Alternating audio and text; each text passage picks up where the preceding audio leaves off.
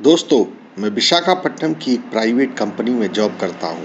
कुछ वर्ष पहले घर से पिताजी का फ़ोन आया कि बहन की शादी पक्की हो गई, छुट्टी लेकर आ जाओ। मैं बहुत खुश था। मैं छुट्टी के लिए अपने बॉस से कहा तो मेरी छुट्टी मंजूर हो गई। बहन की शादी का निमंत्रण मैंने अपने एक दोस्त को पहले ही दे रखा था। उसे जब शादी फिक्स होने की बात बताई तो वो मेरे साथ मेरी बहन की शादी अटेंड करने के लिए मेरे साथ जाने को तैयार हो गया। हम दोनों की ट्रेन विशाखापट्टनम रेलवे स्टेशन से रात 8 बजे छूटनी थी, तो हम लोग सही वक्त पर स्टेशन पहुंच गए। मैंने एक सरसरी नज़र इधर-उधर दौड़ाई तो देखा स्टेशन पर बहुत भीड़-भाड़ थी, पर मुझे उस भीड़ को देखकर चिंता इसलिए नहीं हुई क्योंकि मैंने पहले ही 2 बर्थों का रिजर्वेशन करवा रखा था। मैं और मेरा दोस्त राघव स्टेशन पर चाय की चुस्कियां लेते हुए आने जाने वाले मुसाफिरों को देखकर ट्रेन आने का इंतजार कर रहे थे। मैं इसलिए भी खुश था कि मेरा सबसे नज़दीकी दोस्त मेरे साथ था। राघव पहले भी कई बार मेरी बहन की शादी में शामिल होने की बात कहता रहा था और अब वो वक्त भी आने वाला था। मैं यह सोच ही रहा था कि इसी बीच एक अनाउंसमेंट हुआ। विशाखापट्टनम से दिल्ली जाने वाली ट्रेन अपनी निर्धारित समय से प्लेटफॉर्म नंबर 1 से जाएगी। दोस्तों, विशाखापट्टनम आखिरी स्टेशन है जहां से दिल्ली के लिए ट्रेन रवाना होनी थी। हम लोग चाय खत्म कर चुके थे तो अपना अपना बैग संभाला और ट्रेन के प्लेटफॉर्म पर लगने का इंतजार करने लगे, जो यार्ड से आते हुए नजर आ रही थी। जाने वाले सभी यात्री अपना अपना सामान लेकर ट्रेन में जगह पाने को उतावले हो रहे थे। इसी बीच एक सुंदर सी आवाज़ मेरे कानों को सुनाई पड़ी, सुनिए जी। मैंने मुड़कर देखा तो एक 19-20 साल की एक बेहद खूबसूरत लड़की मेरे पास खड़ी थी। मैंने उससे पूछा, जी कहिए। उसने कहा कि मेरा 3-4 घंटे का सफ़र है, इसलिए रिजर्वेशन नहीं कराया। आज भीड़ कुछ ज़्यादा ही है, मुझे लगता नहीं कि मैं किसी जनरल डिब्बे में चढ़ पाऊंगी। आपसे निवेदन कर रही हूँ, क्या आपके साथ रिजर्वेशन कंपार्ट में चल सकती हूँ। उसके चेहरे की खूबसूरती और मासूमियत को देखते हुए उसे मना नहीं कर पाया और तुरंत हाँ कह दिया। इसी बीच ट्रेन भी आकर प्लेटफॉर्म पर लग चुकी थी। अब हम तीनों ही स्लीपर क्लास की बोगी नंबर 5 में सीट नंबर 15-16 की तरफ बढ़ने लगे। दोस्तों, ट्रेन ने ठीक 8:05 पर हॉर्न दिया और दूसरे हॉर्न के साथ ही चल पड़ी। इस बीच हम लोग अपनी बर्थों पर पहुंच चुके थे। हमारी दोनों ही साइड वाली बर्थें थीं। राघव ने 15 नंबर यानी ऊपर वाली बर्थ पर अपना बिस्तर लगा लिया। मैं और वह लड़की नीचे की सीट पर बैठ गए। खिड़की से बाहर झांक कर देखा तो छुटता हुआ शहर और दूर होती लाइटें देखकर साफ लग रहा था कि ट्रेन अपनी पूरी रफ्तार से दौड़ने लगी है। मैं मन ही मन बहुत खुश था और यह खुशी मेरे चेहरे पर भी झलक रही थी। यह मुझे तब पता चला जब मेरे चेहरे की खुशी का एहसास उस लड़की के चेहरे पर भी साफ नजर आ रहा था, जिसका अभी तक मुझे नाम भी नहीं पता था।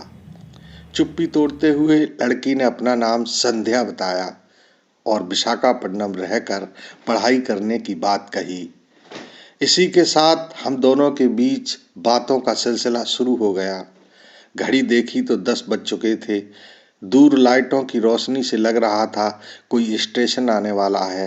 राघव भी ऊपर की बर्थ से नीचे उतरा तो हम लोगों ने नीचे की सीटों को खोलकर बर्थ बना ली। कुछ ही देर में ट्रेन एक स्टेशन पर रुकी तो हम लोगों ने खाना मंगवाया और खाने लगे। खाना खाने के बाद ही राघव ऊपर की बर्थ पर सोने को चला गया। मैं और संध्या नीचे की ही बर्थ पर आमने सामने एक दूसरे की तरफ पैर करके लेट गए।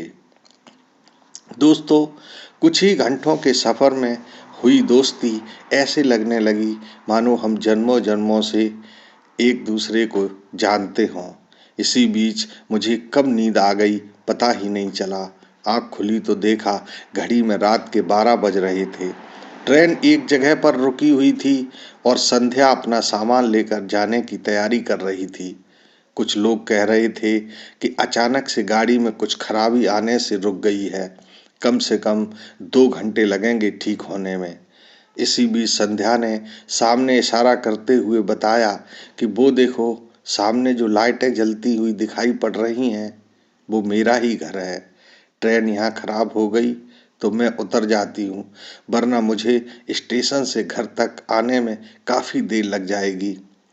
मैंने देखा जहाँ ट्रेन रुकी थी संध्या का घर उससे काफ़ी दूर नहीं था। संध्या के जाने की बात सुनकर ही मुझे बहुत बुरा लग रहा था। सोचा ट्रेन अभी 2 घंटे रुकेगी तो इतने समय में क्यों न संध्या को घर छोड़ कर आ जाता हूँ, और मैं उसके साथ ट्रेन से नीचे उतर गया। कुछ दूर चलने के बाद ही संध्या मुझसे ऐसे लिपट गई जैसे हम सदियों बाद मिले हों। संध्या ने पहले ही बताया था कि उसके सभी घर वाले बाहर गए हैं, आज उसे घर पर अकेले ही रहना पड़ेगा। यह बात याद आते ही मेरे मन से एक सैलाब उठने लगा और हम लोग कब घर पहुंच गए पता ही नहीं चला। घर पहुंचने के बाद देखा दरवाजे पर एक बड़ा सा ताला लटक रहा था, जिसे संध्या ने अपने पास रखी चाबी से खोला। संध्या ने मुझे बताया था कि घर के बाहर की एक चाबी मेरे पास हमेशा रहती है। इसके बाद वह मुझसे अपने कमरे में ले गई।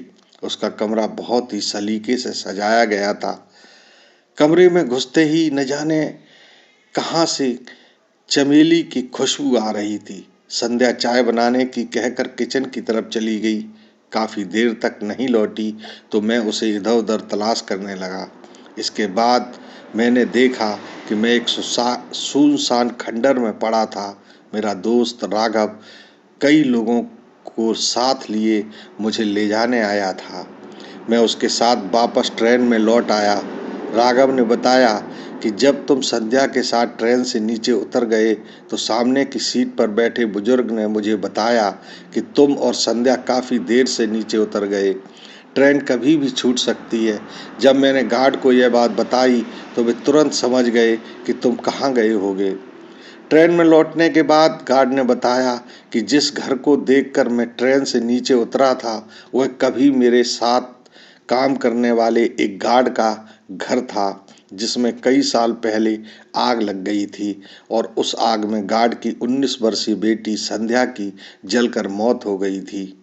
उसकी मौत के बाद संध्या का पूरा परिवार विशाखापट्टनम में रहने लगा।